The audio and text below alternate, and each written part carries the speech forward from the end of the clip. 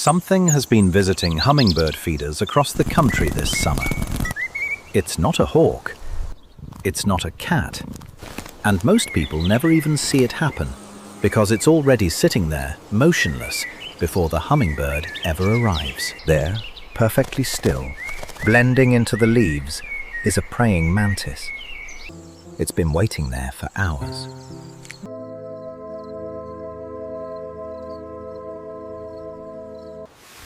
This shouldn't really be possible. A praying mantis is a few inches long.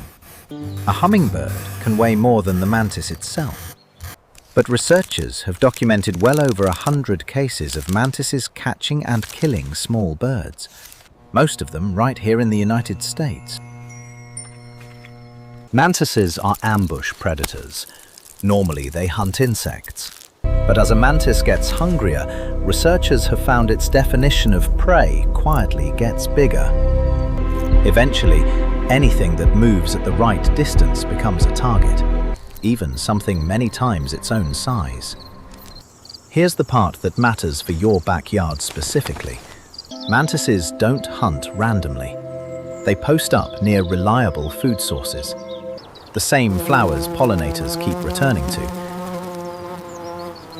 And a hummingbird feeder does exactly what a flower patch does. It draws the same bird back to the same spot over and over on a predictable path. Before we go further, let's rule out the obvious suspects, because most feeder mysteries aren't actually about a predator at all.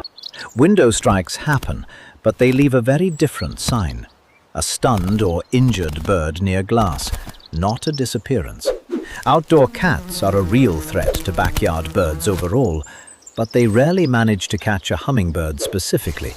They're simply too fast, which leaves the one predator patient enough and still enough to actually pull it off. When a hummingbird slows down to hover and feed, it's at its most vulnerable, close range, low speed, distracted. That's the exact moment a mantis strikes. This isn't common, and it isn't a reason to panic, but it explains a real mystery a lot of backyard birders have quietly wondered about. Why a feeder sometimes goes quiet, or why a hummingbird seems to just vanish near a flower bed. So here's the actual fix, and it's simpler than you'd think. Give your feeder some open space. Mantises hunt from cover, dense shrubs, tall flowers, thick foliage close to the feeder. Hanging your feeder a few feet away from heavy plant cover removes the ambush spot without removing the plants themselves. A few specific plants make this worse without you realizing it. Trumpet vine and tall salvia are hummingbird favorites, but they also grow dense enough to hide a mantis perfectly. You don't need to remove them. Just trim the base growth back or keep your feeder just outside their reach. If you do spot a mantis near your feeder, the answer isn't to kill it. Mantises are genuinely useful in a garden.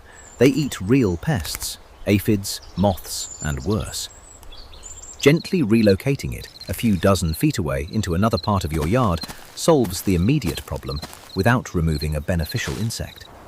One more thing worth doing. Check the mantis egg cases in full. If you find one attached right near your feeder, you can relocate the whole case to another part of the yard before it hatches in spring. So the actual verdict. Keep feeders a few feet clear of dense shrubbery and tall flower clusters. Check your feeder's surroundings every so often during late summer, when mantises are largest and hungriest. And if you find one nearby, relocate it. Don't remove it from your yard entirely.